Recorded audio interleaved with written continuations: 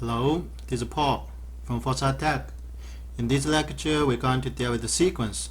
First, we're going to determine whether the sequence converges or diverges.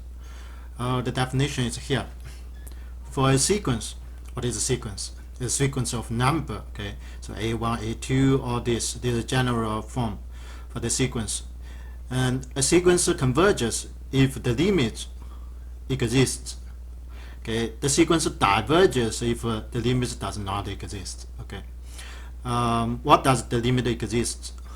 The limit, of course, is the sequence points to a finite number. Okay, L is a finite, is just a number, real number. Okay, and do you remember? So we have epsilon delta language for limit, right? When we deal with what the limit for a function, so we already used this before, but here is a little difference. Can we see? What does this limit equals L mean? You know, means n gets bigger and bigger, n approach, right, get closer and closer to the number L. Okay, in accurate way is this, and the n approach L arbitrarily, which means give any epsilon greater than 0. Epsilon greater than 0, we can find a number n, a real number, integer number n. So that when n, if n, the index greater than this number, and an minus l less than epsilon. Less than epsilon means what? Means the distance. Okay, the sequence to l is less than arbitrarily small number. You can imagine epsilon is arbitrarily small, so we finally n exactly close to L, right?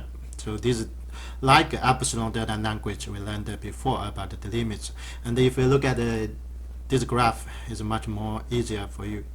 Okay, so if we have sequences, this number, okay, A1, A2, A3, that goes to a infinity. Okay, so it goes down. If L is there, okay, what is an minus L less than epsilon means the neighbor of L, which means from L minus epsilon to L plus epsilon. Okay, from the bottom line to the up line. So can we see? Okay, the sequence of finally approach to L means we can exactly find, given any epsilon, okay, we will find a number n. Okay, and when the index n greater than, which means to the right side of n, can you see the sequence exactly go to the neighborhood, right, of L? Can you see that's epsilon delta language. So right now here the data is not for data, is just for n, because this is a sequence. Okay, probably someone already realized the sequence is just a discrete cases of a function, right? Can we see this is exactly like the function? If we link all the points together, this is a function. And the sequence is just pick the discrete number from a function. So this definition is exactly the same as epsilon delta language we defined for the limits for a function. No big difference. Can we look at another case? So in this case, we're talking about that the limit exists, right? Can we see this? Okay, another case. If we say the limit equals infinity, of course infinity is not a number, right? So this means what? Is just a divergence. This is a divergent case. What does it mean? And this is just a kind of notation.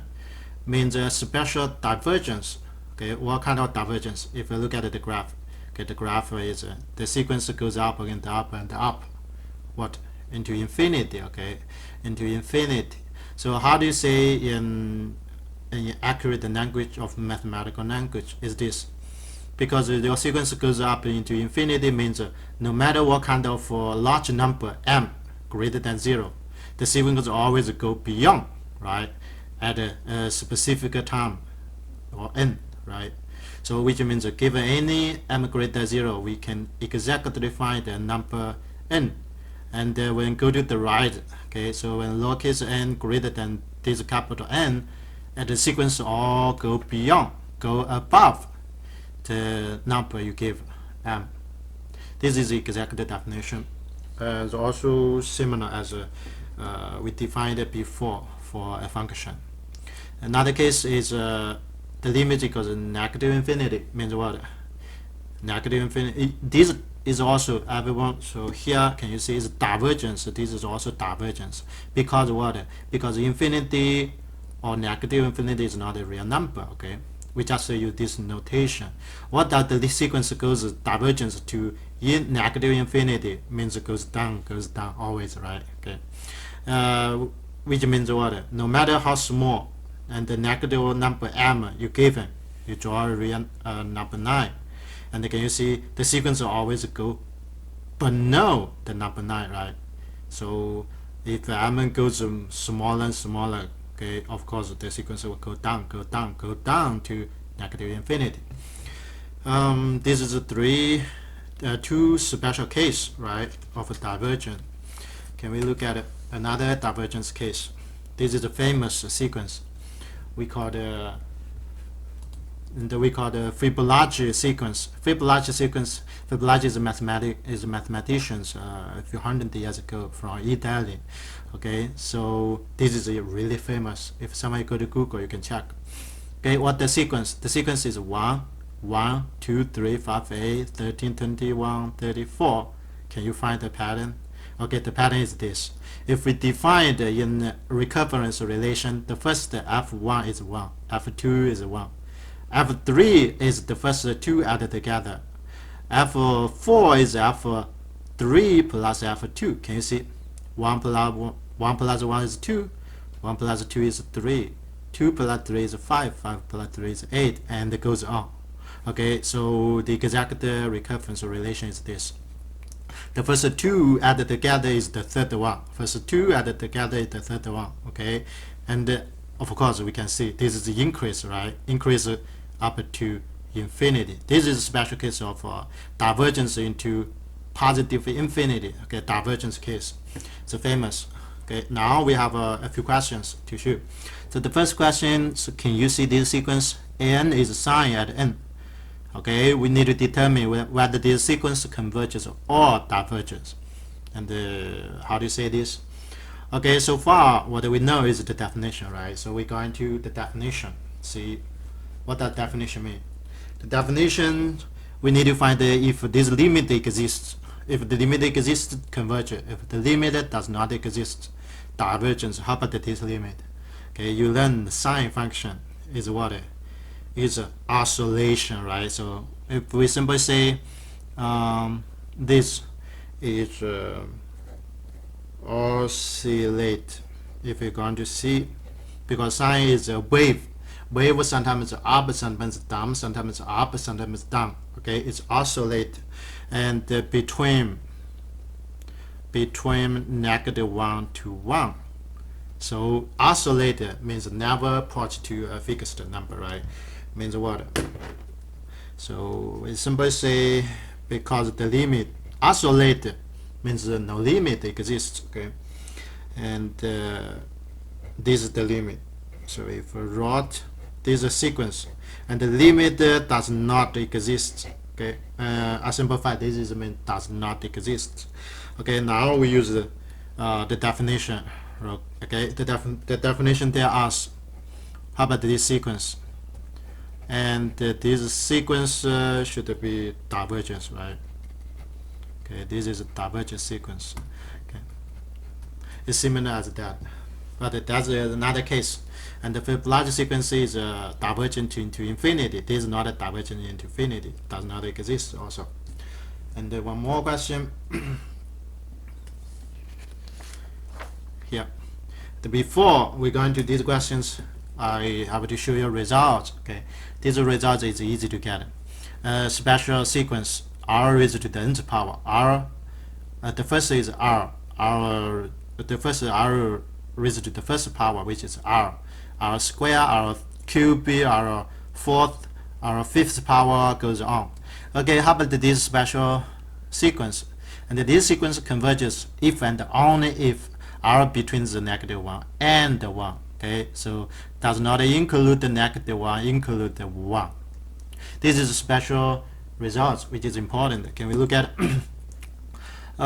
so we have a 4 cases. You can go to see if r equals 1, what? This limit equals 1, right? Definitely converge.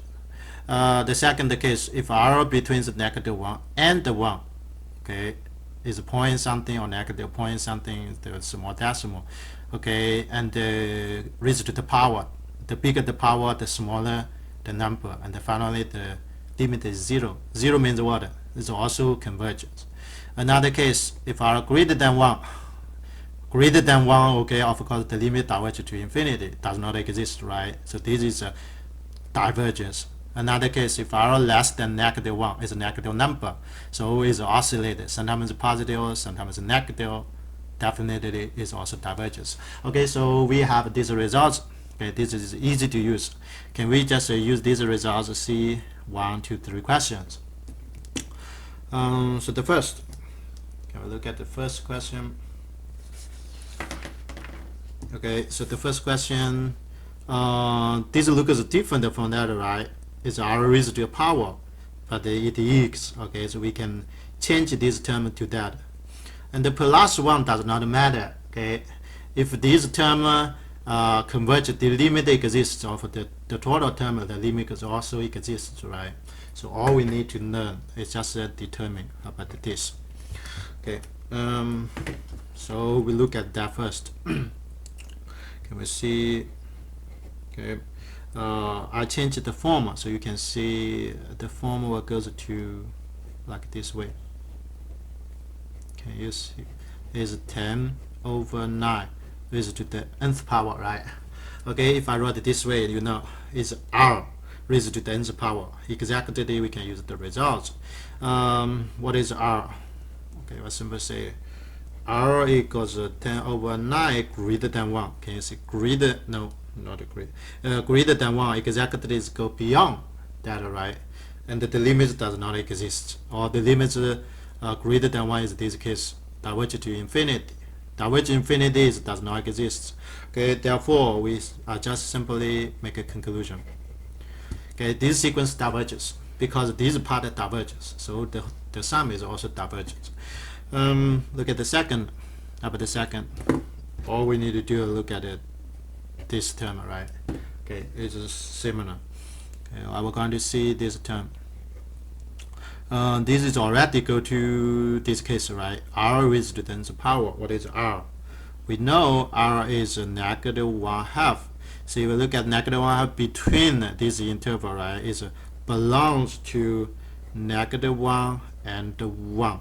Okay, therefore these results tell us what? And this is a converge case. Okay, converges. This converges +1 also converge because the limit exists. If you say converge to which number, okay, if I put here, you do know, right, what is the limit?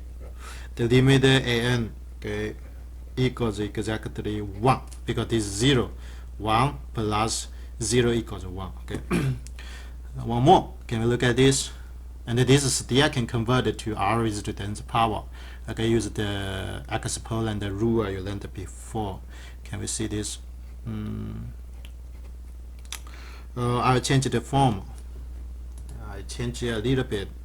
Can you see 3 raised to the nth power times 7 raised to the negative nth power equal this 3/7. Negative power go down to the bottom, right? And then raised to the nth power.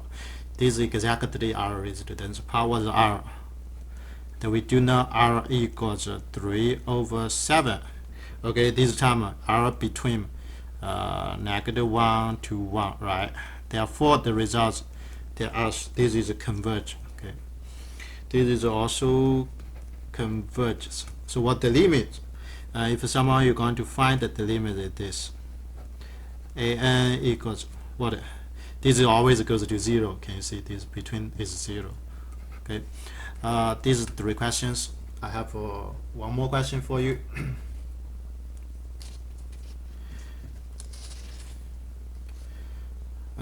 So go look at this question.